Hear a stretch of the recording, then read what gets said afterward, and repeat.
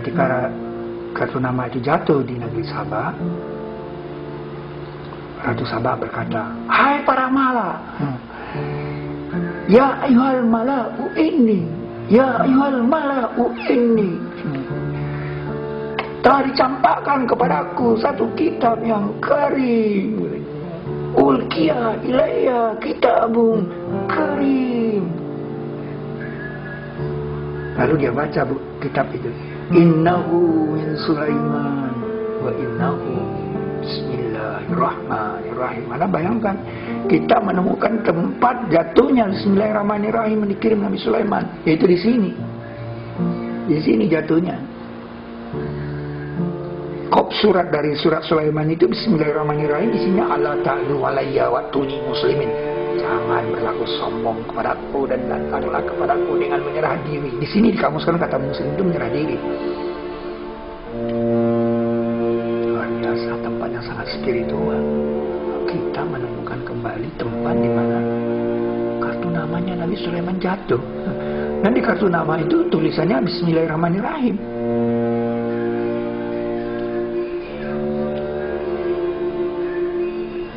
Kalau Wahidul Qahar itu yang bawa Nabi Yusuf. Cuma Nabi Yusuf yang bilang Allah itu Wahidul Qahar, yang satu yang gagal. Tapi kalau Ar-Rahmanir-Rahim yang bawa cuma Nabi Sulaiman alaihissalam. Anda bisa bayangkan, yaitu di suratnya ini, di suratnya Nabi Sulaiman ini ada kata-kata Ar-Rahmanir-Rahim. Coba baca Al-Quran, kalau ada seorang Nabi mengatakan Ar-Rahmanir-Rahim. Ini dahsyat, saudara. Maka itu kita harus bisa memahami bagaimana karya jin. Bagaimana karya jin. Dan sebagian dari jin, orang yang bekerja di hadapannya dengan izin Rabbnya. Bayangkan. Jin bisa dikerjakan oleh Sulaiman. Karena Nabi Sulaiman itu membawa fenomena Ar-Rahmanir-Rahim. Ar-Rahmanur-Rahim. Dia mengetahui karakter dari Ar-Rahmanur-Rahim yang dahsyat, dan Bismillahirrahmanirrahim itu dari dia.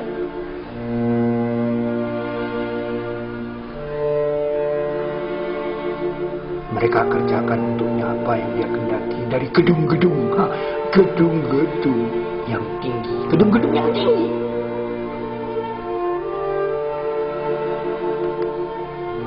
Sampai sekarang, saudara, gedung itu masih paling tinggi di Yogyakarta. Sampai sekarang gedung itu masih paling tinggi. Apalagi dulu, ini bukan main. Para ahli purbakala bisa menulis semaunya, tapi dia tidak bisa melawan cerita rakyat. Ahaditha, buah mulut, cerita rakyat. Cerita rakyat mengatakan bangunan ini dikerjakan oleh jin dan setan.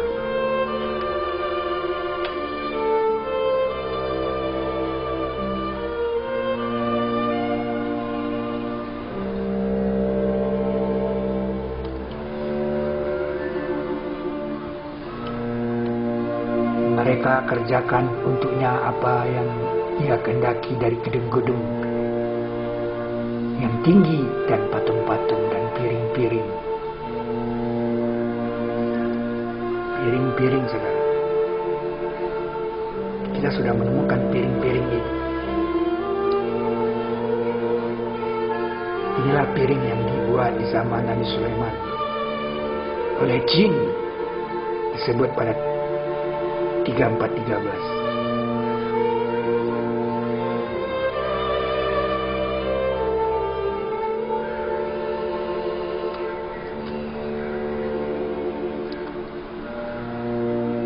Itu ekspedisi DLA ke R1 Sabah.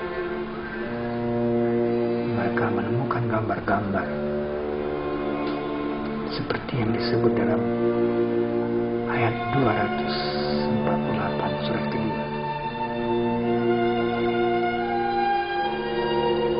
tentang Nabi Daud mendapat tabut.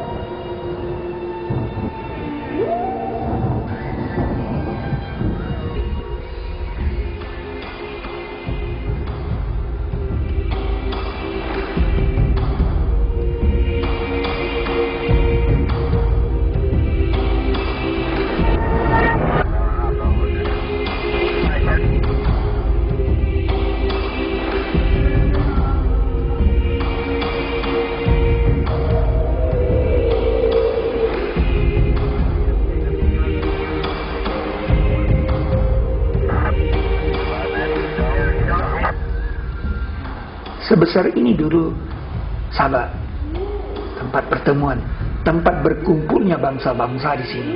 Ini dikatakan benua Atlantis. Bangsa-bangsa dan pusat kebudayaan itu berada di sini karena tempat ini strategis. Baldatun Thayyibatun, pusat kebudayaan. Kemudian setelah terjadi banjir besar, pusat kerajaannya tidak bisa lagi jalan kemana-mana karena dibatasi oleh laut.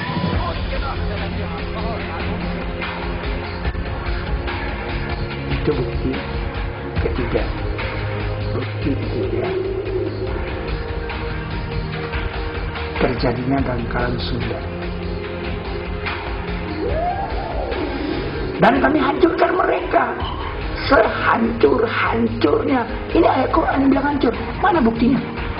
Mana bukti hancur? Apa Anda katakan ini sudah hilang? Saya tidak tahu. Mumazzakin, kulla mumazzakin. Mana dia? Pernah Anda melihat sebuah negeri hancur? Di dunia hanya Nusantara Indonesia yang terdiri dari 17.000 pulau yang ada di dunia lain.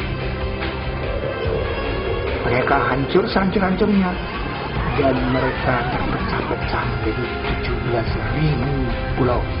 Ini ayat kelima, ini bukti kelima, fakta kelima yang tidak bisa dibantah oleh orang-orang lagi, bahwa Nusantara Indonesia itu adalah negeri Sabah, yaitu tempat berkumpulnya bangsa-bangsa dahulu dan pusat kebudayaan dunia.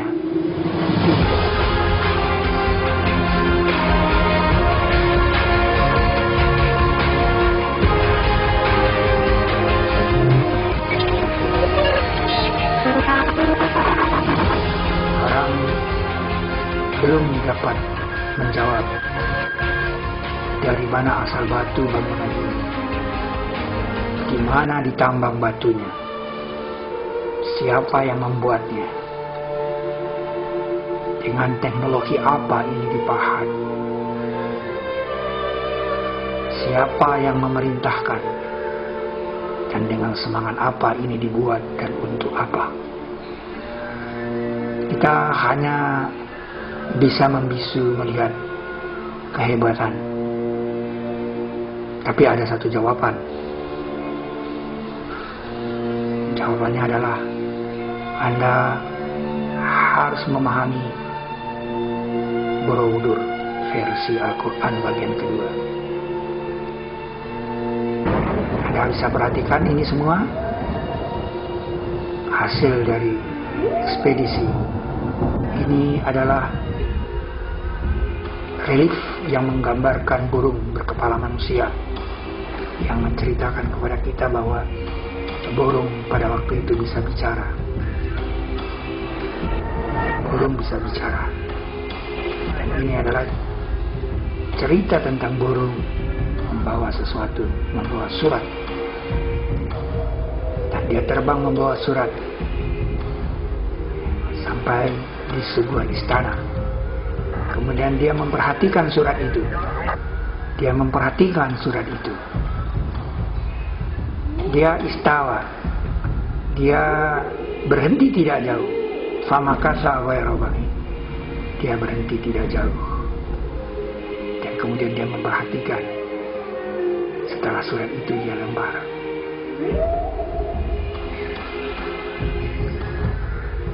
Ini adalah permata untuk memberikan hadiah kepada sang raja. Permata Al-Quran. Dan ini adalah tabut seorang raja yang memiliki peti di bawahnya. Di tempat duduknya ada peti. Jadi demikian penting peti ini harus ada dikawal oleh satu orang. Dan bapak tua ini duduk di atasnya sebagai raja. Siapakah raja ini? Dan apakah hasil dari peti ini? Peti ini dalam Al-Quran disebut tabut. Karena Nabi Musa dihanyutkan di tabut. Nah, peti ini tabut namanya. Siapakah raja ini? yang demikian penting meletakkan tabut di bawahnya dan dikawal oleh satu orang? Siapakah mereka? Dan siapakah orang muda ini?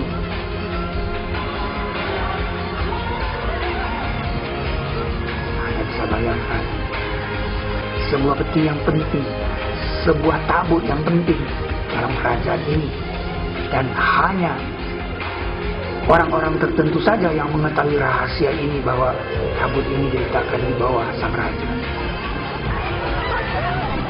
Tabut, kita menemukan tabut di lantai 3 Arsa Musaba.